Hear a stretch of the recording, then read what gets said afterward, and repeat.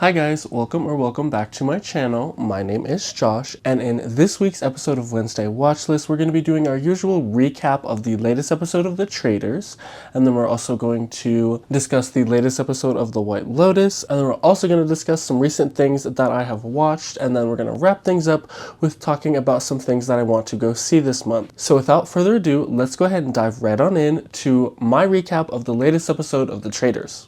Okay, so starting off, Traitors Season 3, Episode 10. This episode starts off right where the last one picks up. We see Brittany heading into the dungeon because she has just received a letter to meet somebody in the dungeon now. This is, of course, Danielle. Danielle made the offer to Brittany to either join her as a traitor or be murdered. And so we see Brittany now heading into the dungeon to meet up with Danielle. So we see Danielle make Brittany the offer of either joining her as a traitor or she has to be murdered. And of course, Brittany decides to join her as a traitor. We then see both of the ladies head back up to the turret where Danielle fills Brittany in on just what has been going on in the Traitors group. And she also talks about how she feels like she finally has somebody on the Traitors team that she can actually trust, because again, in earlier episodes we saw that she didn't really trust Rob or Carolyn, and so now that Brittany is on her team, she feels like she actually has somebody she can rely on and work with in order to win this game. And then they also discuss how Danielle just sort of felt held back by Carolyn because she felt like Carolyn was just too indecisive at times. So then after this, Brittany and Danielle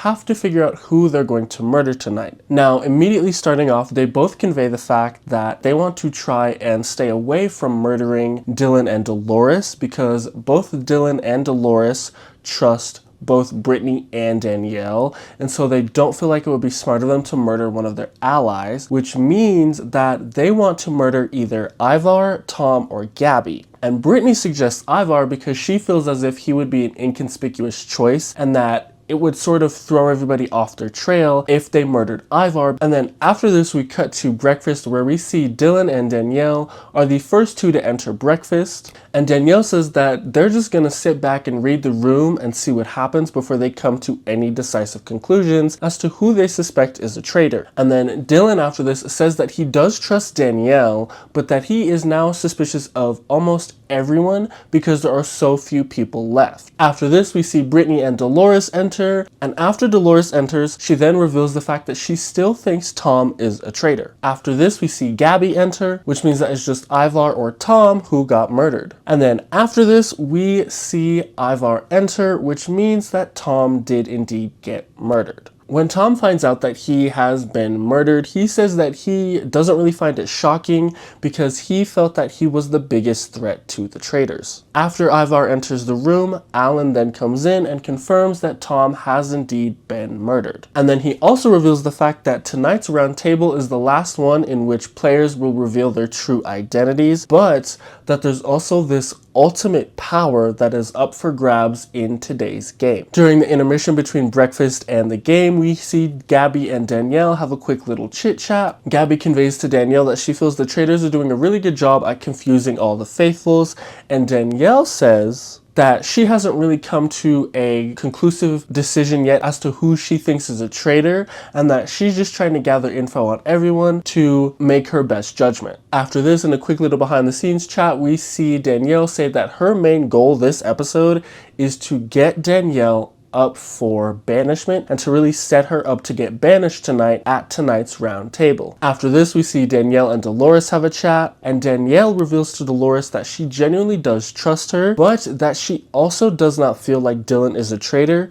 and she absolutely refuses to put his name down at a round table. She then suggests Gabby's name to Dolores, and Dolores also agrees with Gabby potentially being a traitor. In a little behind the scenes chat, Dolores reveals the fact that she genuinely does trust Danielle, and that she feels as if her and Danielle can go all the way to the end. After this, we see Ivar and Dylan have a chat, and Ivar says that he suspects that there are still 2 traitors left, and that he suspects one of them is Danielle. After this, we see Gabby and Brittany have a chat, and Gabby tells Brittany that she feels like it's either Dolores or Danielle who's a traitor. She also tells Brittany that she feels like the last round table between Carolyn and Danielle was traitor on traitor, and that it was very similar to what happened between Rob and Bob, and that she feels as if Danielle Danielle is really a traitor. Brittany then tells Gabby that she is genuinely scared if Danielle is a traitor because she doesn't want to be put in a bad position, because she at this point really trusts Danielle, and Danielle is sort of her best friend in this game. After this, we see Brittany and Dylan talk, and Brittany reveals to Dylan that it's mighty suspicious how Gabby never talked to anyone outside of her initial Bambi little friend group until all of the other group members either got eliminated or murdered. She also mentions to Dylan how Gabby voted with Carolyn to banish Danielle off the show. After this, Danielle and Gabby yet again have another chat, and this chat is really awkward because when Danielle sits down, Gabby just simply says she's getting crazier and crazier, and then after that, neither group member says anything,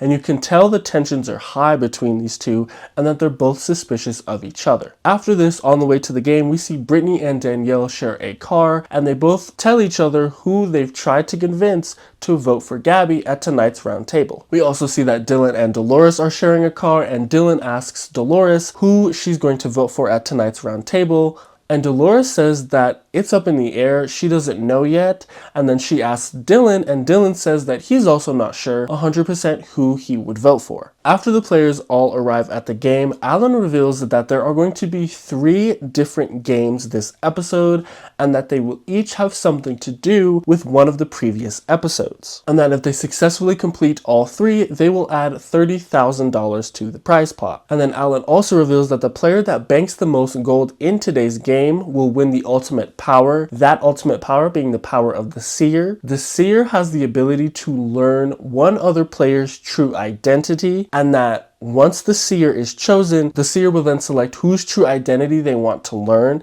and that the seer and this person will have a one-on-one meeting where the person selected by the seer will have to reveal their true identity to the seer. Immediately off the jump, Danielle reveals that she does not want Gabby to get this power, and that she either wants herself or Brittany to get this power in order to block any of the faithfuls from getting it and learning either Brittany or Danielle's true identity. Starting off with the first game is a clown game in which the players have to figure out which clowns have gold or which clown has a skull sign. Now, every clown has either $500 in their waistcoat or a skull sign. The players have to figure out which clowns have the $500 gold and which do not. If they choose a clown that has a skull in their waistcoat, they then get eliminated from the round, and any money they banked in the round will also be taken out. Now, in order to figure out which clown has which, at the beginning of the game, every clown reveals whether or not they have the $500 or the skull, and then after this we see them do a little shuffle and a little dance, and then the players are tasked with remembering which clown has the money and which clown does not. And then after this, Alan chooses a player to go up and pop every clown's balloon, and if you pop a balloon that has gold confetti inside, that means you've chosen one that has gold in their waistcoat, and if you choose one and black confetti comes out of the balloon, it means you've hit a clown that has a skull in their waistcoat, which again means you have been eliminated from the round and that any money you've banked earlier is taken out. So first up is Gabby. Gabby goes first and successfully pops the balloon of a clown with $500. We then see Brittany go next. Brittany also successfully banks $500. Danielle then goes after her and successfully gets $500, and then we see Dolores also go and get $500.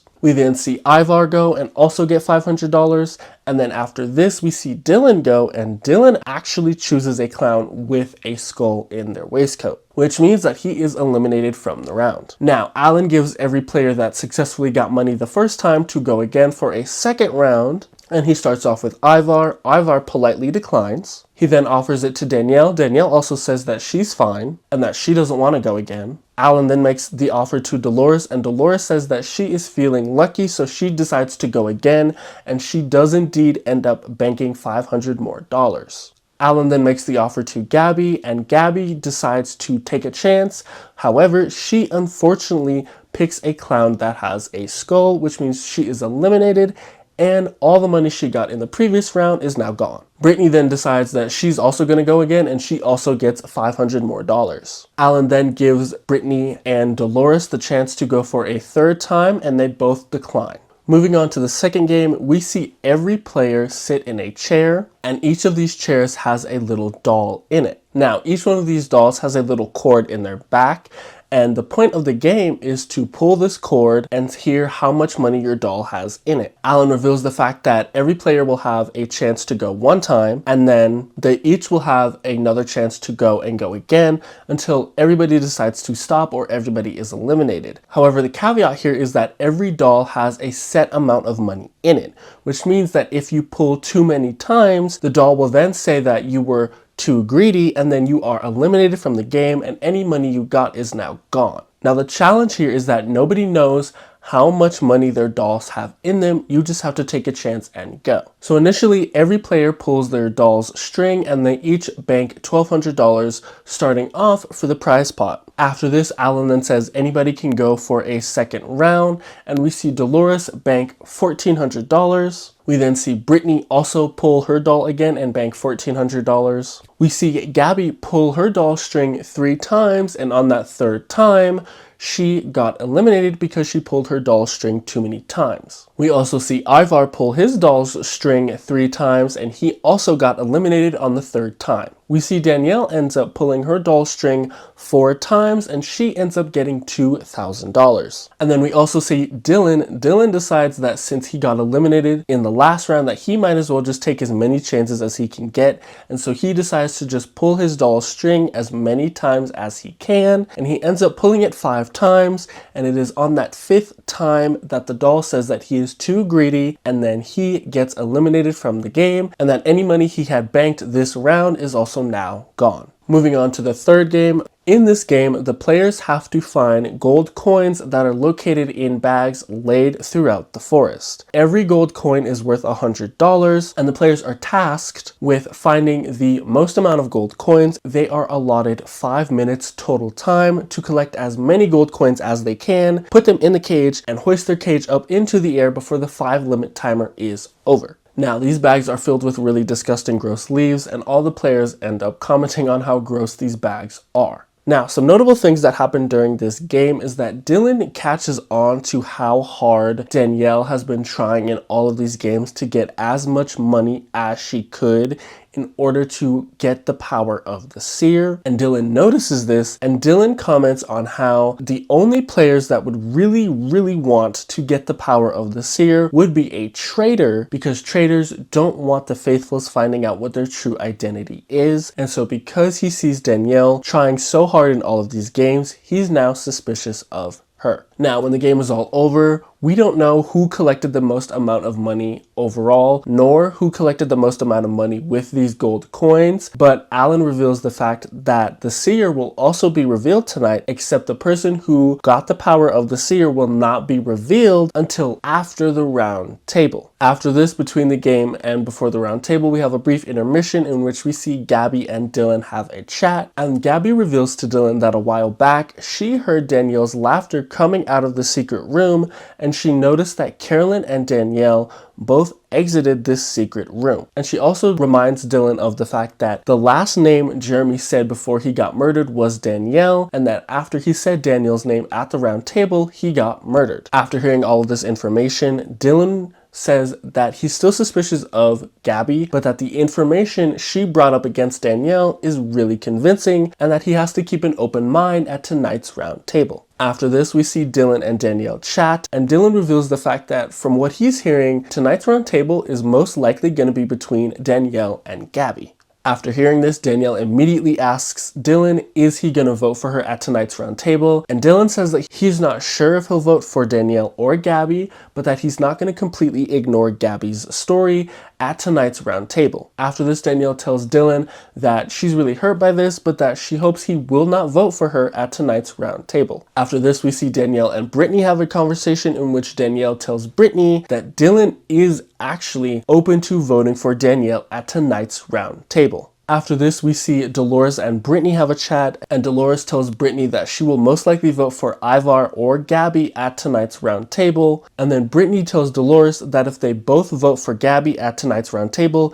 Danielle will also vote for Gabby. After hearing this, Dolores says that she's not really sure if she's going to vote for Gabby because she hasn't heard her story fully. After this, we see Brittany and Ivar have a conversation, and Ivar tells Brittany that he is pretty much firmly set on voting for Danielle, and Brittany tells Ivar that she's not really sure if she can do that because, again, she trusts Danielle so much, and that she would feel bad if she voted for Danielle. Ivar then tells Brittany that she shouldn't be worried so much because at the end of the day, it's just a game. Moving forward to the round table, we see Brittany start us off and immediately throw the heat on Gabby and says that Gabby didn't really talk to anyone outside of her friend group until they all got either murdered or banished off the show, and that just came off as sort of suspicious to her. After this, we see Gabby clap back and bring up the fact that last night's round table between Danielle and Carolyn felt like traitor on traitor. Dylan then seconds this opinion and says that Danielle did indeed destroy Carolyn in the argument,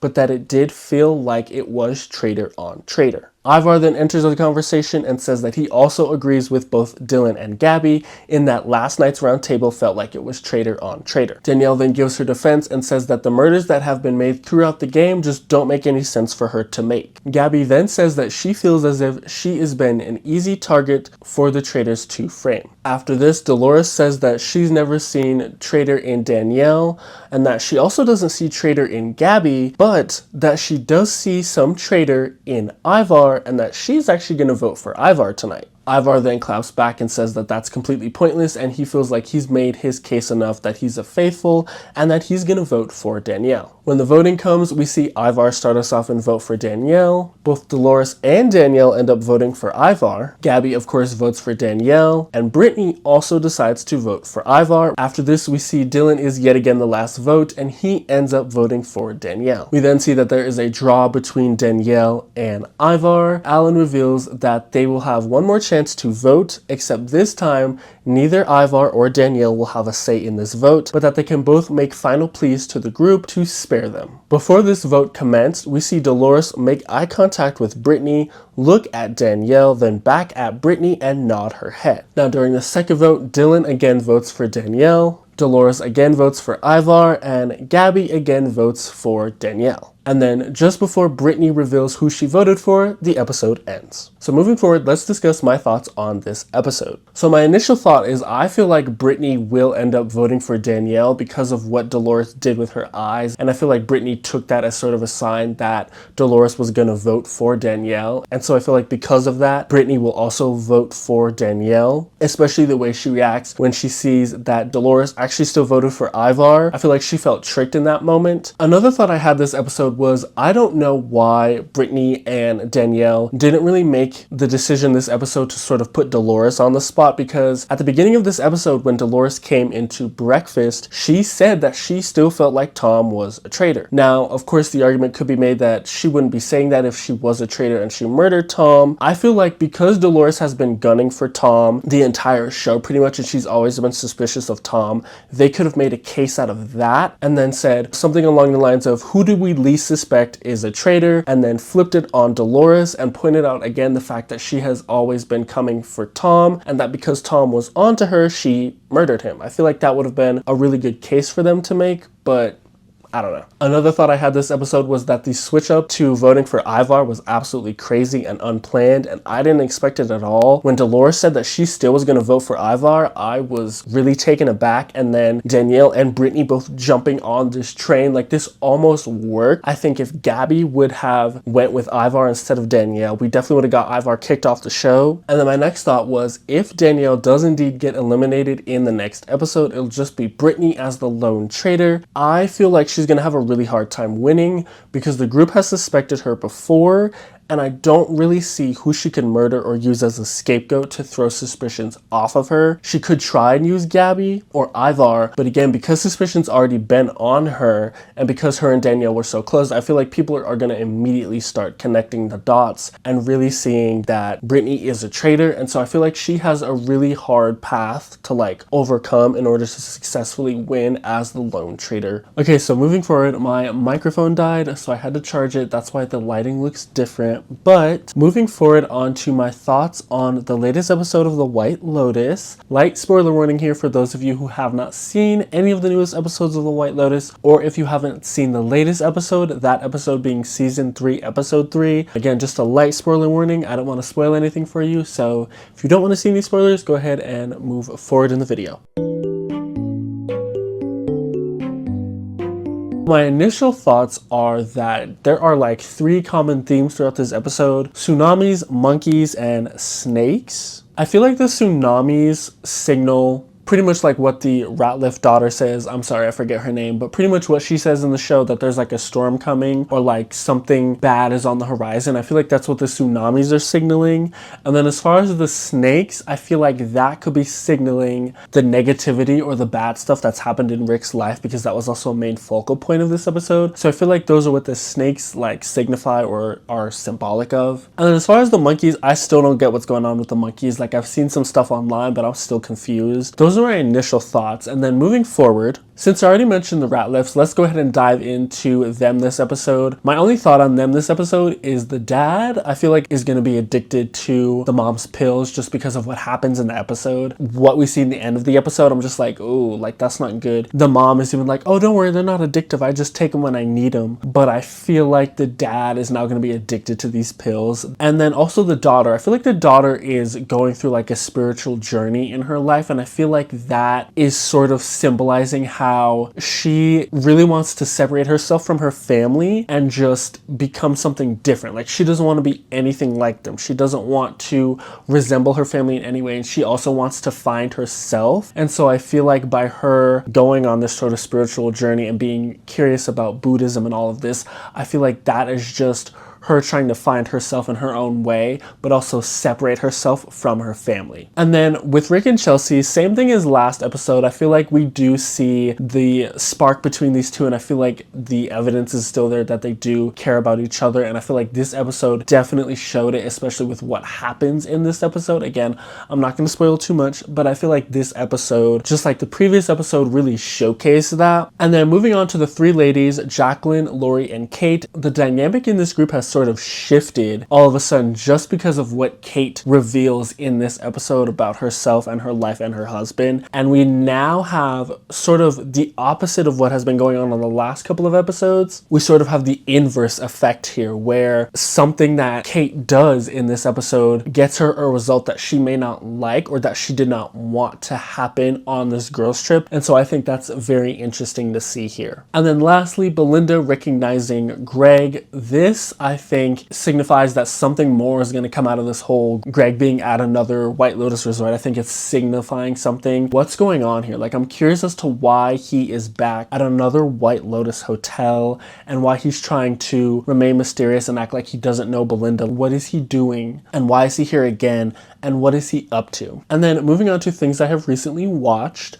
I recently watched the new Netflix show 0 Day. I initially was not going to watch this show just because I didn't think I would be into it, but I saw it on the top 10 and I was like, I might as well just watch it just to see what it's like. And I did like this show. It's a limited series. I believe it's only 6 episodes. I really liked this show. I thought it was really good. It reminded me a lot of House of Cards. Like, there were just certain elements of this show that reminded me of House of Cards. I think the cast did a really good job. I really like the twists that are in the story. Again, I'm not going to spoil it. I really like this show, and I think it's a really good show, especially for a Netflix show. There haven't been many good Netflix shows as of late, personally for me, from what I've seen. But this is actually one that I really enjoyed. I finished it in, I think, like 3 days. It didn't take me long to finish it. I am also still watching Severance. We're now on season 2, episode 7. The latest episode of Severance is crazy. Like, we delve into so much lore and so much backstory in this episode, and I absolutely love it. Like, I love when a show takes an episode or 2 or even a whole season to like delve into the lore behind the characters in the show and like delve into certain things that led to what we see present day in the show. I think that's really interesting, and I really love when a show does that. I'm also looking forward to the newest episode that's coming out this week for that show. And then lastly, to finish off the video, a couple movies that I want to see this month. I still need to go see The Monkey. I don't know if I'm going to be able to go see this simply because it's been in theaters for almost a month now, I think. And I feel like it'll probably hit digital or streaming soon. So I might just wait until it hits digital and then rent it or or wait till it hits streaming and then just watch it that way. But in terms of movies that are coming out this month, the first one on my list is Mickey 17. I really want to go see this movie. When the first trailer came out, I was a little bit skeptic, but now that I've seen more trailers and more trailers have come out and more things about the story have been revealed in the trailers, I think that this movie looks really, really good and I really want to go see it. And then I also really want to go see Black Bag. This movie just looks really, really good and it also looks really interesting and intriguing. So I really want to go see Black Bag. I also really want to go see Death of a Unicorn. This is an A24 film. I really like A24. I think they make some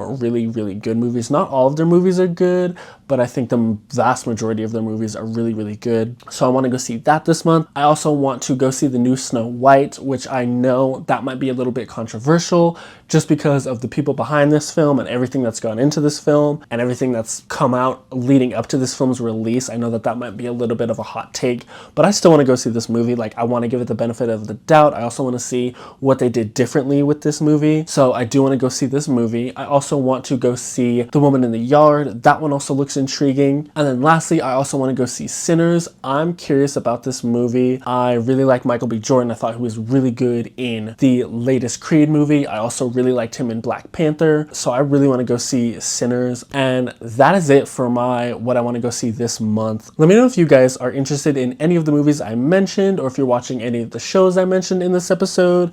And let me know your thoughts in the comment section below. But that is going to be it for this week's episode of Wednesday Watchlist. I just want to thank you all so much for watching. Please don't forget to like, comment, share, and subscribe. And I will see you guys all in the next video. Bye!